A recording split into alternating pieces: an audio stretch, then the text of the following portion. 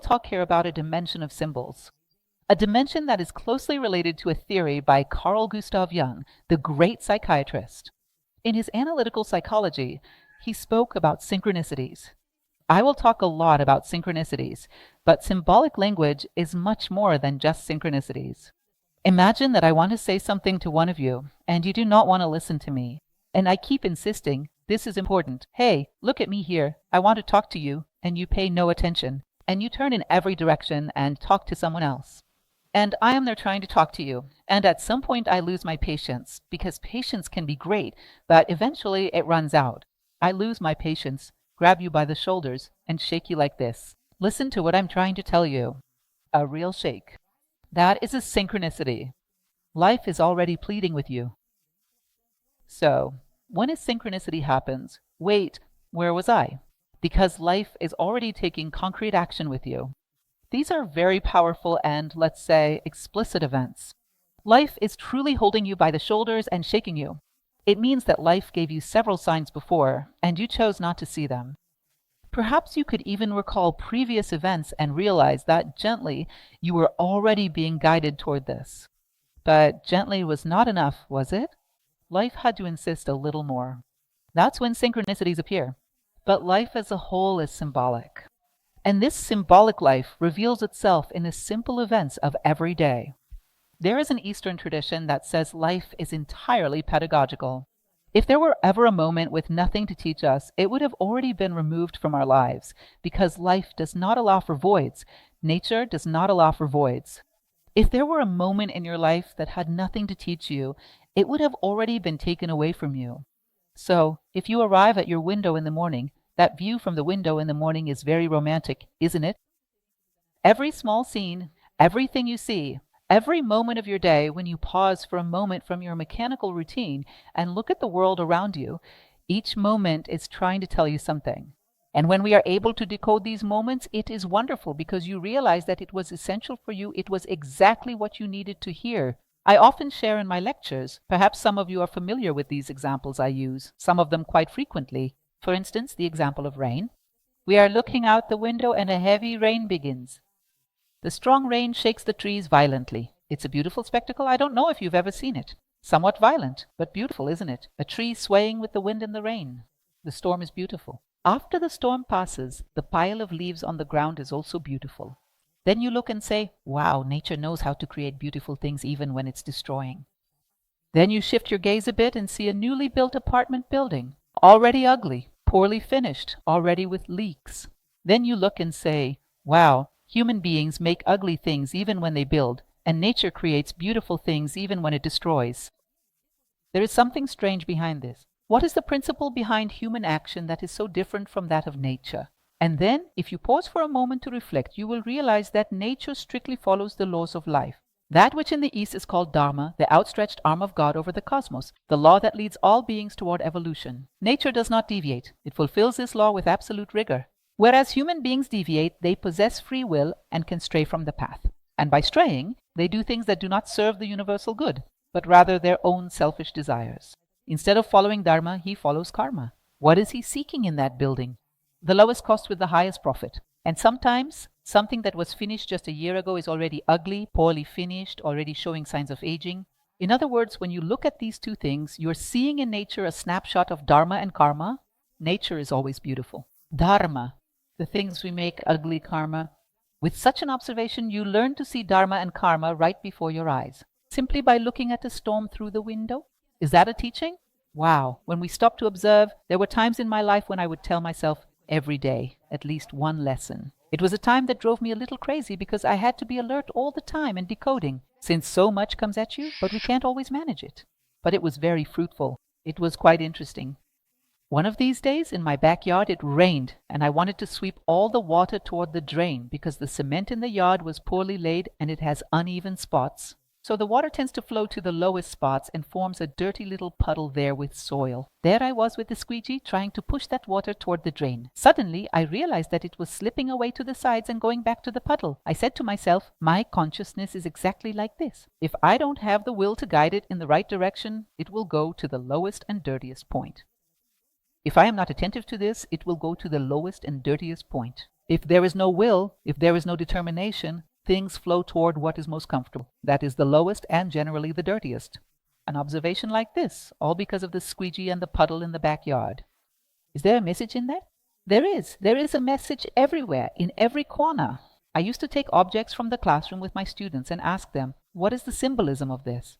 Once I picked up a chair and we discovered that the chair holds two ideas within it. One is the ability to provide rest, and its four legs, forgive me, they represent the ability to balance. They are balance.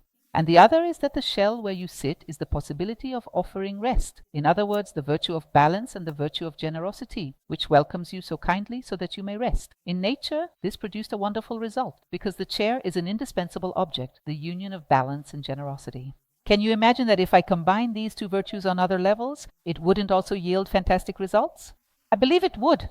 In the behavior of a human being, when you unite balance with generosity, just think of the magnificent person you will have. Someone who, on the human level, represents what the chair does among inanimate things. They offer a moment of rest, a moment of comfort, and help the weary traveler. In other words, a chair has a lesson to teach you, a ladder has a lesson to teach you. The entire world is symbolic and is trying to speak to you at every moment. And there is still an important detail. A symbol does not have just a single meaning. There is a writer whom I greatly admire from the 19th century, Helena Petrovna Blavatsky, a great philosopher. Helena Blavatsky used to say that every symbol is a house with 7 keys, with 7 doors. As you delve deeper into yourself, you begin to grasp more layers of the symbol, deeper layers. The same symbol. All right, I take it now. I decode this symbol according to my current level of consciousness. Then, 5 years from now, I return to it. If I have grown during those 5 years, when I look at that same symbol, I will see deeper things. Take a book that is truly meaningful, one that has given you great learning. Keep that very copy, so you can't say the book was different. Keep that copy. After 5 years, or in whatever period you believe you have grown, go back and read the same book again, the very one you marked, the same book. You will notice things and say, no, it can't be, this can't be the same book.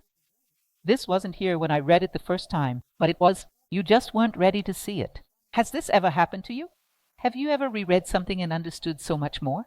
This means consciousness has shifted, and therefore you have gained access to deeper layers of the symbol. According to Helena Blavatsky, this happens 7 times until you reach the heart of the symbols. All symbols are arranged in levels. I will go deeper. I reach layers that are closer to the world of ideas, ever closer to the world of ideas. It is said that a symbol can lead a person to the divine as they draw out ever deeper meanings until they cross over and reach the realm of ideas, the spiritual or ideal plane. Therefore, all of them possess levels of depth, but none of them remain silent before us if we are willing to listen. If we look at things with the spirit of a learner, everywhere in your life there are symbols, and some are truly remarkable. But in everyday life, this is not synchronicity. It is simply the pedagogy of life. It is something that we should and must learn to do. Yes, we should and must.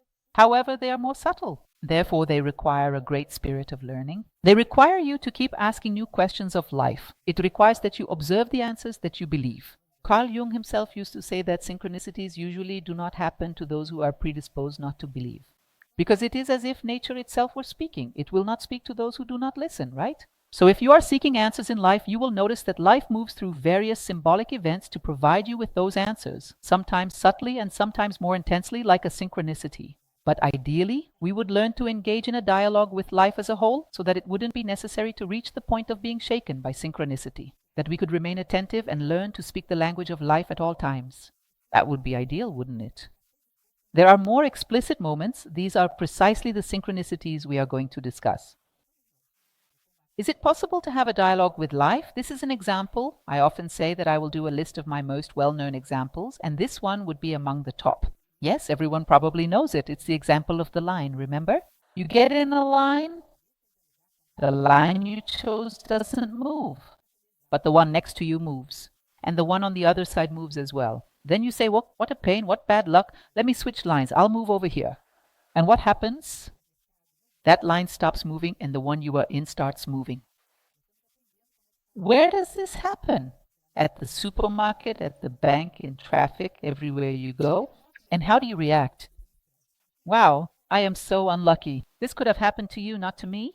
This is a completely random and superficial perspective. What is the other possibility? I could look at this and ask, what is life trying to tell me with this? Is it suggesting that I am a bit anxious? Is it trying to say that my sense of self-importance is too high? because I think everyone else can wait except me. What is life trying to tell me with this? Then I propose a possible answer. Let's say I think it's anxiety. I will seriously address my anxiety. I will try to correct it. Then you realize that sometimes we get it right. That's exactly it. And those experiences stop happening. That same situation no longer keeps happening over and over again. In other words, life spoke to you, you listened, and now you move on to a new scene. Just like in school, once I understand what was in the first grade, I move on to the second, then to the third. All of our educational methods are nothing more than an imitation of nature's own pedagogical method, right? So when we begin to position ourselves in response to the messages that life sends us and start to change, to reposition ourselves before life, you will notice that the messages themselves begin to change. Over time, after a few years, you will develop a deep curiosity because it gives you the impression that there is an interlocutor behind the scenes of life having a conversation with you. Sending. He throws you a ball, you catch it, reposition yourself, and then he throws another. You get the impression that there is someone behind the scenes of life conversing with you. It sparks a curiosity to see the face of this hidden interlocutor who is communicating with you. You have learned to speak the language of life. The language of life is symbolic, and we must truly prepare ourselves more and more to believe, to give a vote of confidence to life, to nature, trusting that it is cosmos and not chaos, that there is no such thing as chance. And begin to establish this dialogue so you can notice how things happen synchronously and how intelligent the movement of life is, how it brings you exactly what you needed. Do our best and observe what life brings us. This is an observation I made from a very concrete case I experienced in the past, and I would like to alert you to it. We, as readers of the symbols of life, are beginners, all of us. We are still learning how to do this. So it is very likely, as I mentioned at the beginning, that our imagination takes advantage of the situation and starts to suggest symbols where there are none to lead us to do what we want. And due to inexperience, we trust too much and actually take that direction. Many years ago, I had a student. This is the experience I was referring to. This student was a young man who had some difficulty entering the job market. He lived with his parents and struggled with this challenge. One day he told me, "Look, I received a job offer." I said, "Wow, that's wonderful." And he replied, "No, but I turned it down." "Why did you turn it down?" "It's because I went to the window to observe what life was telling me." Then a group of yellow butterflies appeared. The butterfly is a symbol of freedom. So I understood that I wasn't supposed to accept the job. I put on that polite smile we sometimes have to wear, but inside me there was only one word: lazy, shameless. Isn't that obvious? It may sound like a joke, but this really happened. So be very careful, because symbols, as I have already told you, point toward the human ideal. If there is something pointing to a weakness that you desire, it means you are choosing to go in that direction. He didn't want to accept that job. Life was just too comfortable. So if there is something leading you toward this comfort zone and you suspect that what is noble, just, and good lies elsewhere, choose the noble, just, and good, because you probably have not understood the symbol. Most likely you have created a fantasy. So, when in doubt, always choose that which is your duty as a human being, the highest path, because the true symbol must point you toward what is most noble. If it does not, then it was not. It was not truly a symbol pointing toward laziness. What kind of symbol is that? A symbol pointing toward weakness? That does not exist. So, be very careful so that we can approach our work of identifying the symbols of life with seriousness. Do not fall into the paradoxes of yellow butterflies, for I later discovered that they are very dangerous. Continuing, signs of symbolism, the key to synchronicities. I will return to speak with you about synchronicities later on, but Synchronicities was one of the last books that Carl Jung wrote in his life on the subject of synchronicity. It was a research project that he conducted over many years. He was accompanied by a physicist, a mathematician, conducted experiments on randomness, and performed statistical analyses to conclude that it truly was not mere chance. He conducted countless experiments, taking people who had experienced a synchronicity and mathematically researched the probability of that event occurring by chance, the probability of those two similar things happening at the same time. And the result was a minimal, negligible percentage. In other words, an insignificant possibility that it was merely a coincidence. So he carried out a series of tests. His idea is that synchronicity is a sequence of non-causal events. One did not cause the other, but they are connected through their message, through their content. They may happen at the same time, one reinforcing the other. It may have happened a long time ago, but the news of it reaches you only now. You might come to see this at some point in the future, but the fact is that two elements, one perhaps old and the other new, are present, and this one has just now come into your awareness, reinforcing this new element here. In other words, these are simultaneous, non-causal events, but they are directly connected by the identical message they share. They speak of the same thing. Now, Carl Jung was very serious, and he said that one of the fundamental things he wished to do, if he had lived longer, was to research more deeply the mechanism of synchronicity, because it reveals a level of intelligence in life that is undeniable, truly undeniable. And it is something that can statistically be demonstrated as not being mere coincidence. It is highly unlikely to be a coincidence. Some of you, I believe many, perhaps all, have experienced extraordinary examples of synchronicity in your lives. I myself have lived through an example of synchronicity that was truly phenomenal. I never imagined that something like that could happen at such a level, and it would be very difficult for someone to convince me that such a thing was mere chance, very difficult indeed.